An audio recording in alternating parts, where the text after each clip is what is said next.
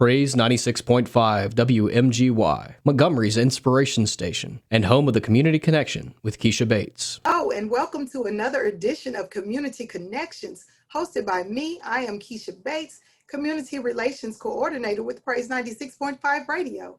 Today, I have the pleasure of interviewing owners of the Dixon Family Farms. I'll allow them to introduce themselves. Hi, I'm Tiffany Dixon with Dixon Family Farms. And I'm Rosalind Dixon with Dixon Family Farm. How are you lovely ladies doing today? I'm so glad that you decided to join me and share this wonderful information for our listeners. I want to ask you all first and foremost, how did you all start the family business of farming? Well, it's been in our family. Tiffany married my twin, and so she's my forever sister. But it's just been it's just been passed down through generations. Like my dad inherited from his dad, which inherited from his dad, and so it's always been a family business. All of his sisters and brothers worked, and then their kids, and so that's kind of how we spend our summers. We hired additional help, but we have a huge family. Like my dad's side, it was like 16 of them, so it was a large operation to say the least. And over the years, it's kind of just dwindled, and my dad just kept it on and passed it down to us. And so now he likes to refer to himself as retired right now, but he's still our boss. he calls all the time, so he's really the boss, but he's a retired boss. And so we're just kind of transitioning and allowing our generation to kind of take it over. But it's just been around. That's the only thing that they've ever really have done. And so my children will make the fourth generation. So you guys really have the definition of keeping it in the family, taking it very seriously. Absolutely. Yes, I love it. How is it being a minority in the farming business? Well, it's different. Like I'm an administrator at a high school, and so this summer I was at the gas station, and I had my whole get up. I mean, I had on my boots and just clothes, looking like I just came from the field, and they couldn't believe it. And I think there's such a small group of, and it's, you kind of just start to know everyone, because it's dwindling as far as people continuing that trade. So it's interesting. A lot of good, rich history is in it. People ask, and you're able to answer those questions. And I find that I've been able to enlighten a lot of people.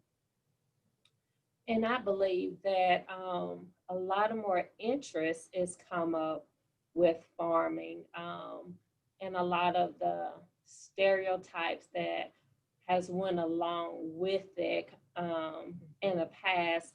Um, it's changing.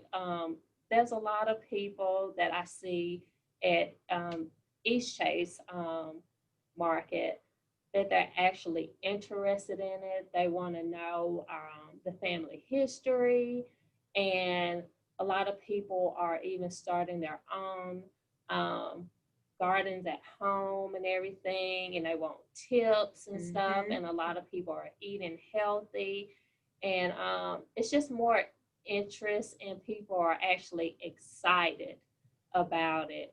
And so I know for us at East Chase, and I believe at East Lake in Birmingham, that we're the only minorities. We are at those markets that we attend on Saturdays. Currently. Now, once I heard that you all were minority farming business at East Chase, that's what sparked my interest. And I was like, I got to get them on and talk to them. That is so amazing. And I'm so very proud that you all are doing that as well. Now, how did you start with East Chase? I think my husband would say, he told me that it was before we started dating. So 16 years that the family has been going down there when the market first started. Okay. So the market has really, really grown since the inception of it. So we have been one of the first ones down there. And so it started off from a few vendors to it really has grown. And we have been one of the few people, farmers that have lasted that long. And so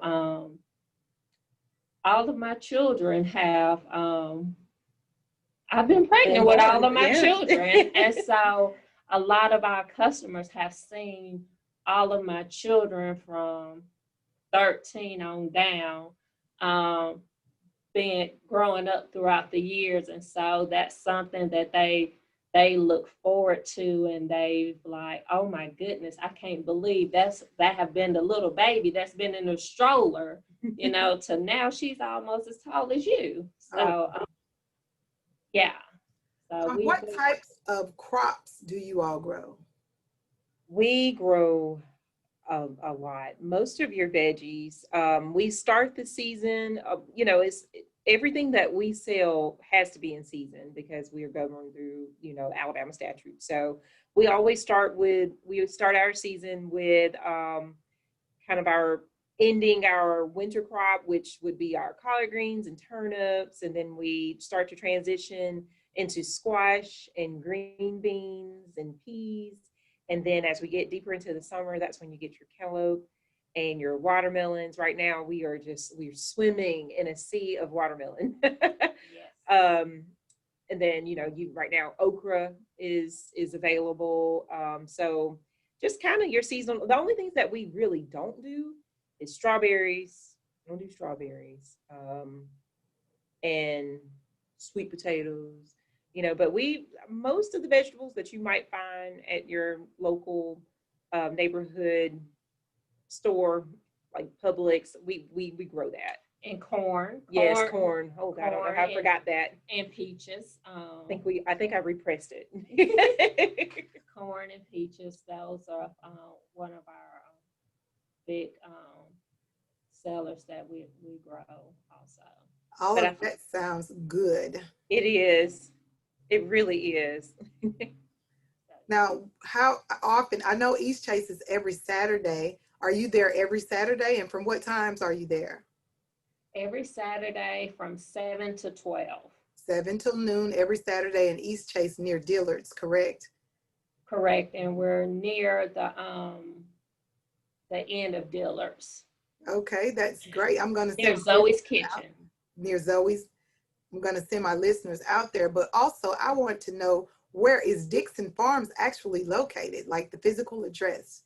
Well, home base is in Clanton, and we would use my parents' address. So sorry, Mom and Dad. It's 101 County Road 365, Clanton, Alabama. And we have a Facebook page. So if you want to follow us on Facebook, we also have an Instagram page. So you can look us up, Dixon Family Farm, and they can follow us. We get requests as far as, can I purchase this, that, and other different orders that we fill via direct messaging. So feel free to reach out. Let me ask you this, being a physical address of the farm, do you all have the option that I could bring my family possibly and come to the farm to look or participate in any activities that you may have on site? Well, since we all are working professionals, we have not ventured in that direction, but we're kind of transitioning the business. So that's not something that we've had a large request for. I think that's something that we could definitely think about. And Tiffany and I, we're kind of the out of the box thinkers. And so we've talked about different things that we could possibly start to offer if we want to grow the business. So I think having people come and see, it would just add a great value, because you have a true respect for the food that you purchase when you get to see how it's harvested. Yes. And even how it grows. I can't tell you how many people, one of the guys was like, well, I don't know if he thought watermelons grew on trees, but I was like, that's anatomically not just, that's not possible. And so I pulled out my phone and just showed him how it grows on the vines and what it looks like in the field. And a lot of people have not had that experience. So that's something that we can definitely think about, even if we just kind of created like a web quest, and so that way it becomes more educational, Exactly. where students can go through and see it online and maybe um, just learn a little bit about it. Now, I'm noticing that both of you all have very beautiful, gorgeous skin. Now, I think that growing all those veggies has done that for you all. Can you explain to my listeners the importance of eating organic, homegrown foods? Well, there's so many preservatives in a can, and again, most people don't know what the vegetables truly taste, what they taste like outside of a can, and you need to experience that. Now, with that, we do offer recipes as well, because some people want to purchase the produce, but they don't know how to fix it. Exactly. So we cook too. We Yeah. throw down in the kitchen. Yeah. Great. But just having family members with diabetes, hypertension, it really helps with that. And so that's a great way to be able to eat healthy, but not with a lot of calories, but making sure that you are getting those nutrients that you need on a daily basis. So, And you know where your food is coming from. mhm. That's You know my where your favorite food part. is coming from. Yes, when When we you hear, buy local and yes, it's fresh and you know where your food is coming absolutely. When we hear about a salmonella outbreak, I'm like, it's okay. I wouldn't go buy that anyway. I'm gonna get that out of the field. from. Yeah. It won't affect you guys for sure. Absolutely. I am fairly excited and so great that you guys talked to me this afternoon. I really appreciate you so very much. Again, I'd like for you all to share your website or your Facebook page so that my listeners can connect with you all if they want to order, purchase, or get a recipe from you all, or let you cook for them, because that sounds like something I may be interested in. You can go ahead, Tiffany. Our Facebook page is Dixon Family Farms, and Instagram is also Dixon Family Farms. Thank you so very much. Once again, I am Keshia Bates, Community Relations Coordinator with Praise 96.5 Radio, and you have just enjoyed another edition of Community Connections with Tiffany and Rosalind Dixon of Dixon Family Farms. You ladies have a great rest of your day. Thank you. Thank you. Thank you for joining us for the Community Connection with Keshia Bates on Praise 96.5 WMGY. If you have a topic or event that's impacting our community, email us at praise965events@gmail.com or call and leave a voicemail at 334-544-1389. That's 334-544-1389. Be blessed and have a wonderful day.